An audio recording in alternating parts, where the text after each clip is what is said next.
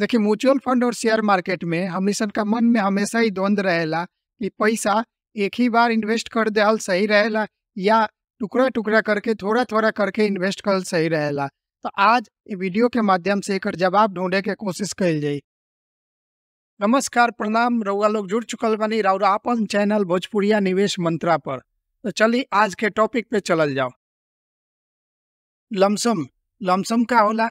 लमसम में हमनी सन म्यूचुअल फंड के कोनो स्कीम में एक ही बार पैसा डाल देवनी सन, मतलब वन टाइम इन्वेस्टमेंट कर देवनी सन। एक बार पैसा भइला एक ही बार म्यूचुअल फंड के कोनो स्कीम सेलेक्ट करके डाल देनी सन, एकरा एक आला लमसम। एसआईपी के फुल फॉर्म होला सिस्टमेटिक इन्वेस्टमेंट प्लान। एमे म्यूचुअल फंड के कोनो स्कीम सेलेक्ट करके हर एक महीने, मतलब एक फिक्स्ड पीरियड में, चाहे वो 1 महीना पर होके, चाहे 3 महीना होके, चाहे 15 दिन होके, एगो फिक्स्ड पीरियड सेलेक्ट करके और किस्त में टुकड़ा टुकड़ा करके पैसा डालल जाला। एक साथ पैसा में ना डालल जाला।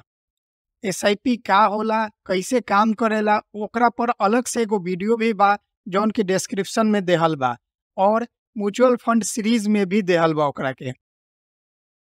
अब एसआईपी और लमसम दोनों के तुलना करके देखल जाओ कि कौना में का फायदा बा, का नुकसान बा। तो आए शुरू कर जाओ।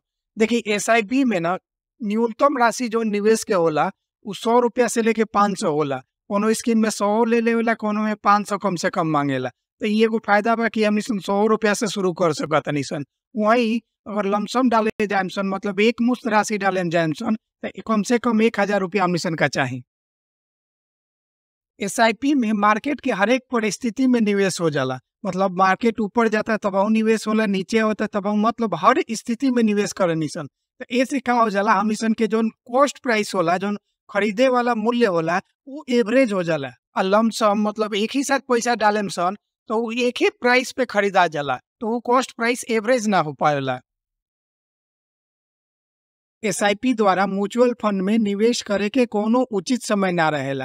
एकर मतलब बैल की रउआ जब इच्छा भइल तब रउआ एसआईपी शुरू कर सकतानी। काहे कि मार्केट के उतार चढ़ाव में ना कॉस्ट प्राइस एवरेज हो जाला, जबकि म्यूचुअल फंड में एक मुश्त, मतलब एक बार पैसा डाले में सही समय के चयन कईल बहुत जरूरी रहेला। जब मार्केट नीचे रहेला तब अगर हमनी सन एक बार पैसा डालेम सन तो ओकर अच्छा फायदा मिलेला।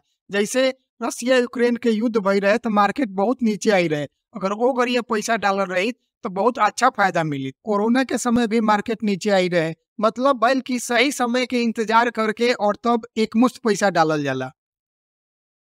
एसआईपी में अलग अलग मार्केट के परिस्थिति में निवेश कैले के कारण रिस्क कम रहेला।